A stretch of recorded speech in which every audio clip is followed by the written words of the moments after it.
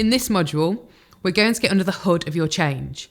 If you don't have a change in hand at the minute, don't sweat it. There's still plenty of value of you working through this with us. If you have a change in mind, jot it down. The title or the type is fine. If you don't, think about a change that might be happening in your life. Don't overthink it, but personal change is great and it's a good thing we can work with. We just want something that you can identify and it will help bring the ideas, tools and techniques to life. And it might even help you out a little bit. The lessons and exercises that we have ahead of us are things that you can come back to.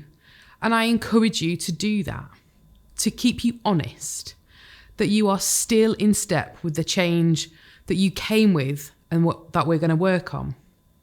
Everything I'm going to share is super practical. But the big win for this module is that I'll give you ways to get that change clarity by establishing a really clear understanding of what you are doing and why, what you'll be up against when it comes to meeting the needs of others, and some of the ways that you might choose to measure your change. This module is here to keep you honest. When we talk about the right change, we're not talking about perfect change or perfect outcomes.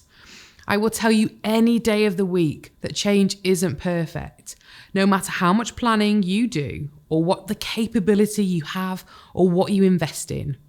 And perfect shouldn't be your ambition. We're going to spend some time getting the reps in so we can be really confident in the change that you are handling. That confidence will span everything. It will help you carry the can on the days that you need it, but it will also make sure that we focus on every decision being based on where you are, what we know, and what you've got. And I'm talking proper, real evidence, not just your gut. So with that, some of what follows may feel a bit samey, a bit repetitive. In part, some of the questions are, but the familiarity that it will give you will build your confidence. So please stick with it. At the end of this module, you'll be closer to the change you are facing into. You'll know it in a way that probably feels better.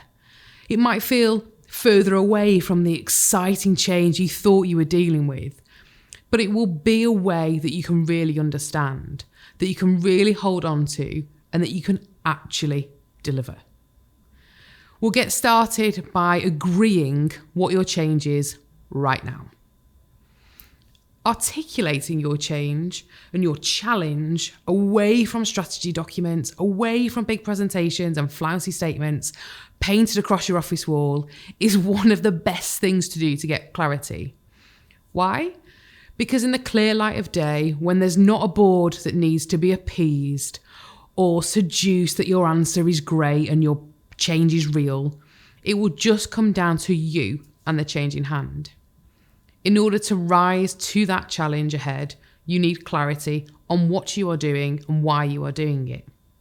With this, you can have a clear line of sight that things are going the way you need to get you where you're heading. Without it, you're not going to get very far or have a lot of fun. And to get that clarity, we're going to answer some really simple questions. Your ability to answer these questions means you can actually articulate the heart of your change away from the flounce and the noise. The core of your change is here in 5 little boxes. Use this as your change compass to help you make decisions, tackle problems, and build that confidence. This is what you are here to affect. Refer back to this understanding of your change. It is the simplest you will ever see it written down, and you know that you won't do anything to contradict it. It will keep you on the straight and narrow. And the day you aren't able to do that, you might need to stop, you might need to reset, or you might need to review. You'll find these questions on page 5 of your playbook, and it's here you can jot your answers down. Remember the rules. Give it 10 minutes and do what you can. We can work with what you have. and it absolutely doesn't need to be perfect. It's for your eyes only. But yes, you can do it in pencil if you have to. Right, to page 5 you go.